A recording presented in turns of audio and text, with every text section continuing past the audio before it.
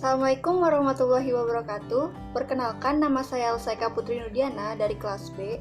Pada video kali ini, saya ingin menjelaskan tentang metode analisis data dari penelitian yang dilakukan oleh kelompok kami, yaitu yang berjudul Pengaruh BTS sebagai Brand Ambassador terhadap Brand Awareness Tokopedia.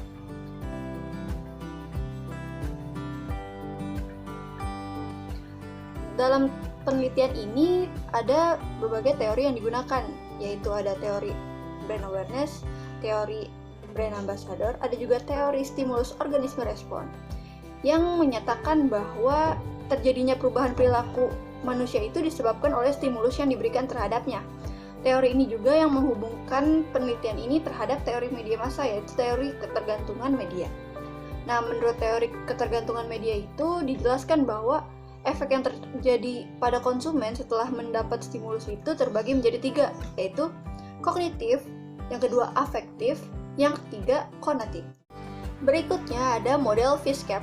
Model ini itu dinyatakan juga sebagai indikator komunikasi pemasaran, antara lain yang terdiri dari visibility, yang kemudian ada juga credibility, kemudian attraction, dan yang terakhir power. Nah, visibility ini adalah yang berarti dalam pemilihan brand ambassador ini perlu diperhatikan sejauh mana si brand ambassador ini akan menarik atensi publik sehingga dapat membantu memasarkan produk. Kemudian juga ada credibility. Nah, di credibility ini adalah kemampuan seorang celebrity endorser atau pihak yang terkait itu untuk mempengaruhi konsumen dengan apa yang dilakukan atau apa yang dikatakannya. Kemudian ada attraction.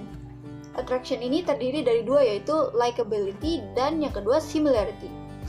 Yang terakhir ada power. Power itu merujuk pada besarnya pengaruh dari seorang selebriti atau seorang brand ambassador terhadap menarik minat dari konsumen.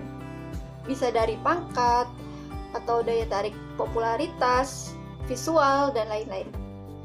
Dari teori-teori yang sebelumnya dijelaskan, maka kita bentuk suatu tabel operasional konsep, yaitu sebagai berikut. Dengan variabel X-nya itu yaitu BTS sebagai brand ambassador, Tokopedia dengan dimensi visibility, dan terdapat indikator turunnya, yaitu ada 5 indikator tersebut.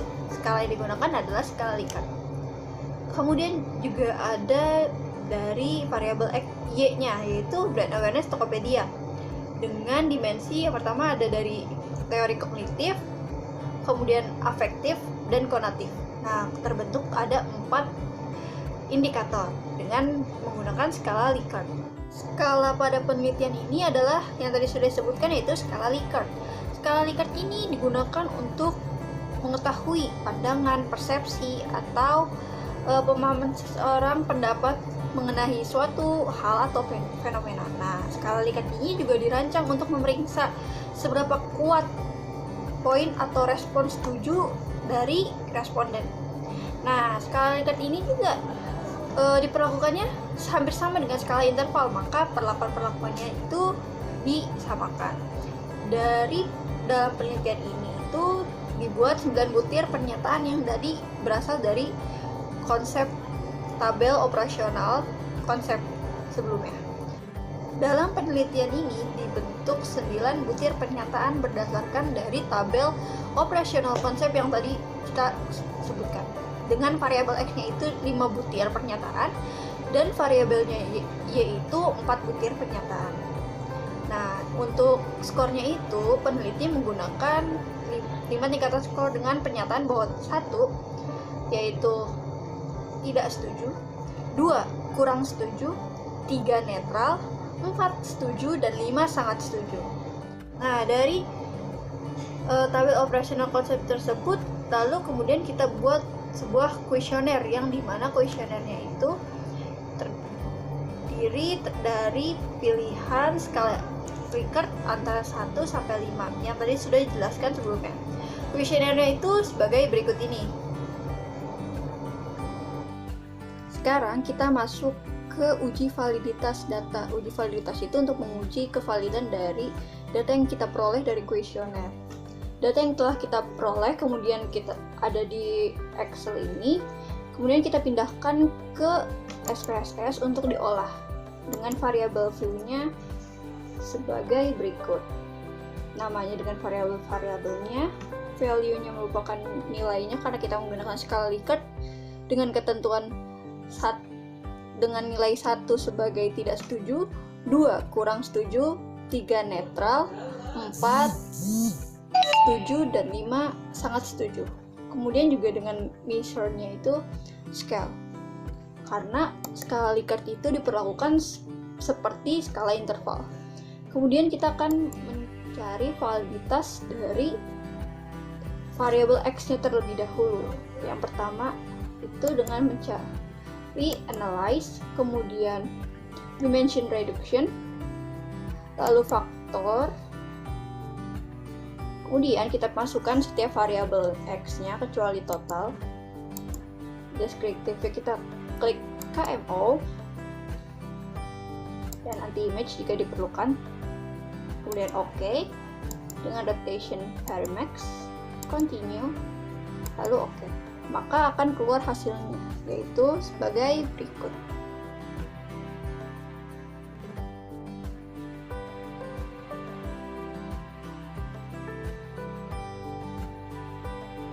Hasilnya keluar seperti berikut, yaitu dengan nilai KMO adalah 0,582. Keterangan validan data pada KMO adalah jika data berada di antara 0,5 sampai dengan 1. Data di sini tertulis bahwa 0,582, maka dinyatakan variabel X-nya itu valid.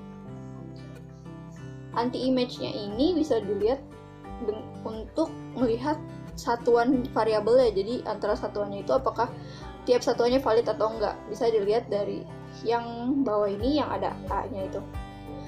Jika dilihat semuanya itu berada di atas 0,5, jadi keterangannya adalah valid. Kemudian kita mengecek validitas dari variabel Y. Caranya masih sama, namun sekarang kita ubah menjadi variabel Y. Kita masukkan kembali variabel Y-nya kecuali total dengan keterangan seperti sebelumnya. Nah, ini hasilnya, yang keluar adalah 0,803 seperti yang sebelumnya. Jika angka KMO-nya itu berada di antara 0,5 sampai 1, maka data dinyatakan valid. Kemudian kita beralih ke rehabilitas data. Rehabilitas data merupakan suatu uji untuk menguji tingkat rehabilitas dari data kuesioner yang kita peroleh. Data kuesioner ini kemudian kita uji untuk mengetahui rehabilitasnya. Nah, caranya itu dengan analyze, lalu klik scale, reliability analysis, kita masukin tiap variabelnya. Yang pertama X, statistik, lalu scale if item delete, continue, lalu OK. Maka akan keluar hasilnya sebagai berikut. Diketahui bahwa Cronbach alpha dari variabel X ini adalah 0,6. Jika Cronbach alpha berada di antara 0,6 atau lebih besar dari 0,6, maka data tersebut dinyatakan reliable. Nah, jika dilihat dari data ini, diketahui bahwa data yang kita peroleh itu nilai Cronbach alpha-nya 0,6. Maka tingkat rehabilitasnya itu termasuk rendah, namun tetap rehabilitas karena dia sudah menginjak angka 0,6. Kemudian kita akan mencari rehabilitas dari nilai variabel X-nya. Nah, caranya sama, tinggal kita ubah data ininya menjadi yang Y. Nah, dengan statistik scale if item delete, lalu OK.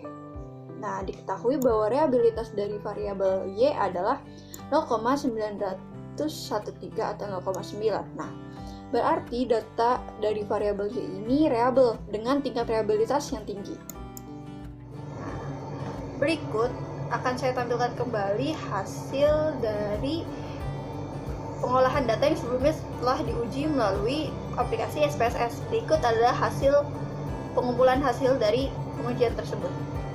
Pertama ada validitas X, kemudian ada validitas Y, kemudian lagi ada reliabilitas X, lalu reliabilitas Y. Sekian video dari saya, kurang lebihnya mohon maaf. Assalamualaikum warahmatullahi wabarakatuh.